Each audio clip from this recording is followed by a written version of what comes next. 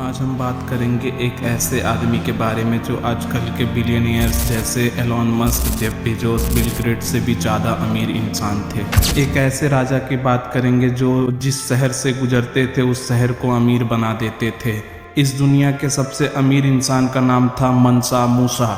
हमारी कहानी की शुरुआत होती है अफ्रीका में पाई जाने वाली माली सल्तनत से। मंसा मूसा का नाम जन्म के बाद मूसा कीटा रखा गया था, जबकि मूसा शब्द उनके राजा बनने के बाद उनके नाम से जुड़ा। मंसा मूसा से पहले माली साम्राज्य पे अबू बकर राज किया करते थे। वो भी मूसा की तरह एक शानदार राजा थे, पर वो अपने विशाल साम्राज्य को बढ़ाने के लिए एक सपना देख रहे थे। अटलांटिक महासागर को भी पार करके वहाँ पे भी अपना माली साम्राज्य बनाना चाहते थे। अबू बकर अपना साम्राज्य बढ़ाने के लिए अपना साम्राज्य मूसा को सौंप कर खुद निकल गए अटलांटिक महासागर की तरफ। कहा जाता है अबू बकर के साथ 2000 से ज़्यादा कश्तियाँ, हजारों सैनिक और 100 से भी ज़्यादा खाने पीने की कश्तियाँ थीं, पर अबू बकर कभी अपने सफ़र से लौट कर वापस नहीं आए। अबू बकर के जाने के बाद मंसा मूसा ने माली साम्राज्य की गद्दी संभाली। मंसा मूसा राजा बनने के बाद अपने साम्राज्य को बहुत ऊंचाइयों तक लेके गए और अपने लोगों के कारोबार के लिए भी बहुत सारे काम किए। माना जाता है कि दुनिया की सबसे बड़ी सल्तनत मंगोल के बाद माली दूसरी सबसे बड़ी सल्तनत बनी, और बताया जाता है कि मूसा ने अपनी इस सल्तनत को 2000 मील तक फैला लिया था। साथ ही इस विशाल सल्तनत की सुरक्षा के लिए उनकी सल्तनत में 2 लाख से भी ज़्यादा सैनिक मौजूद थे। वैसे दुनिया को इनकी इस अमीरी के बारे में तब पता चला जब वो 1324 में हज करने के लिए मक्का की तरफ निकले।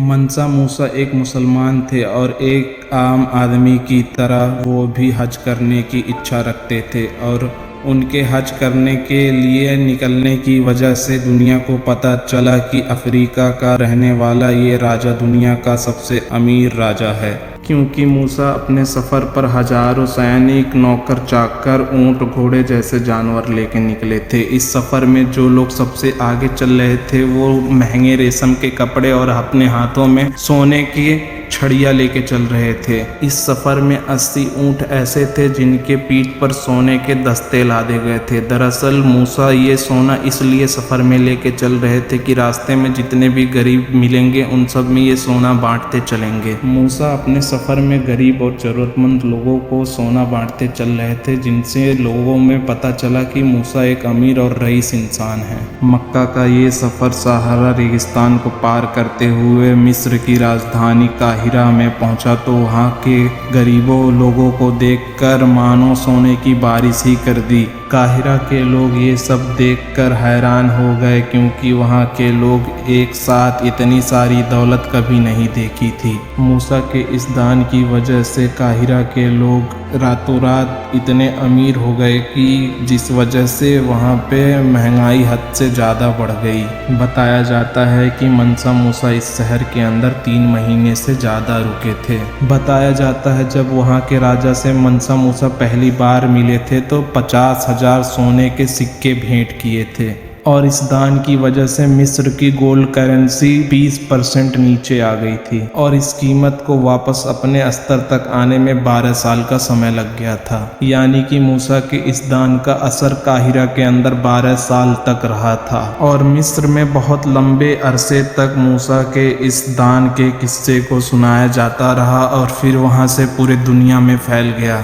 जिससे दुनिया भर के लोगों को पता चला अफ्रीका में रहने वाला एक आदमी हद से ज़्यादा अमीर है। मूसा ने अपने हज को पूरा किया और जिस शहर से गुजरे उस शहर को सोने से भर दिए। मूसा जब हज से लौटकर अपने साम्राज्य आए तो साथ में महान महान कारीगर लेके आए थे, जिससे अपने शहर में बड़ी बड़ी इमारतें बनवाई और मस्जिदें तामीर करवाई।